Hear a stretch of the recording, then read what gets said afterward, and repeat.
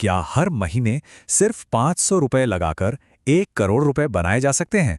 सुनने में तो ये किसी सपने जैसा लगता है ना। लेकिन आज हम जिस जादू की बात करने वाले हैं वो इसे हकीकत में बदल सकता है। चलिए समझते हैं कि कैसे।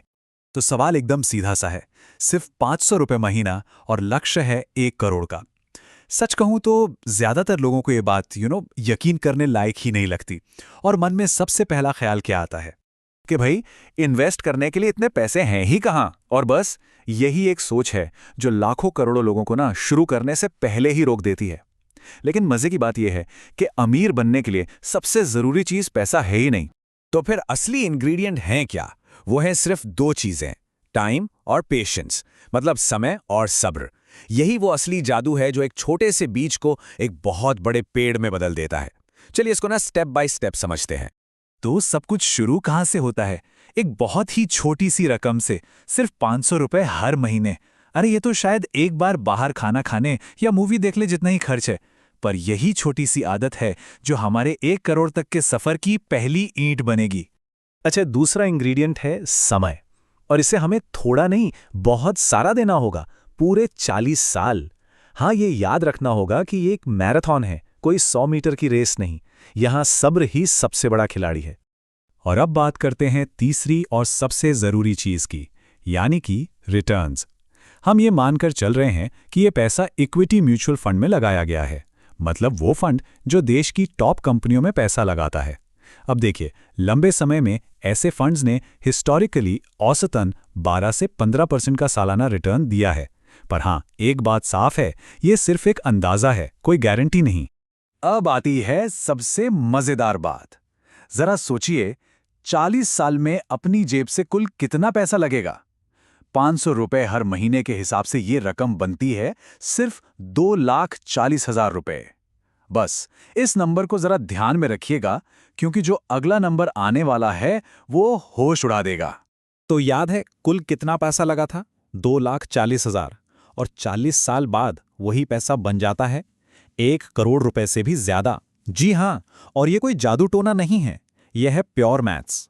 और इस मैथ्स का नाम है कंपाउंडिंग, जिसे कई लोग दुनिया का 8वां अजूबा भी कहते हैं।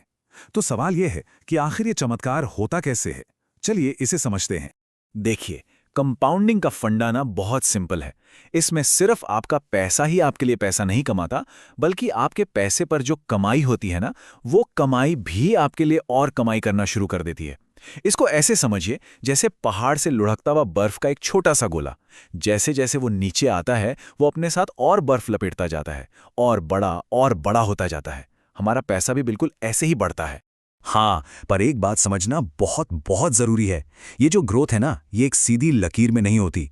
शुरू के 10 साल तो ऐसा लगेगा कि यार कुछ हो ही नहीं रहा। फिर अगले 10 साल में रफ्तार थोड़ी सी बढ़ेगी।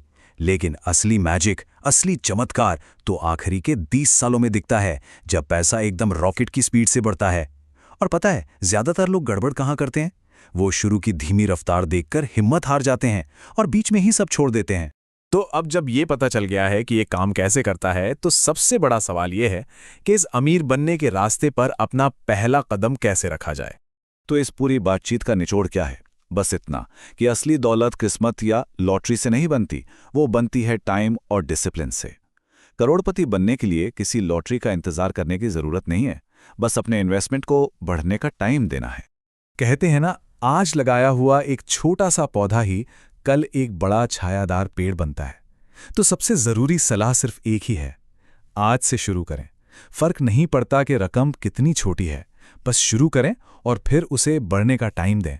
याद रखिए, इस पूरे खेल में टाइम ही हमारा सबसे बड़ा दोस्त है। तो आखिर में ये सारी बातें एक सवाल पर आकर रुक जाती हैं, दौलत बनाने का ये सफर आखिर शुरू कब होगा? क्योंकि कहा जाता है कि शुरू करने का सबसे अच्छा समय तो कल था जो बीत गया, और दूसरा सबसे अच्छा समय वो आज है। और हां, खत्म करने से पहले एक जरूरी बात। देखिए, म्यूचुअल फंड इन्वेस्टमेंट में मार्केट रिस्क होता ही है, और पुराने रिटर्न्स इस बात की गारंटी नहीं होते कि आगे भी वैसा ही होगा। इसलिए अपना सफर शुरू करने से पहले किसी फाइनेंशियल एक्सपर्ट से सलाह लेना हमेशा एक अच्छा आइडिया है।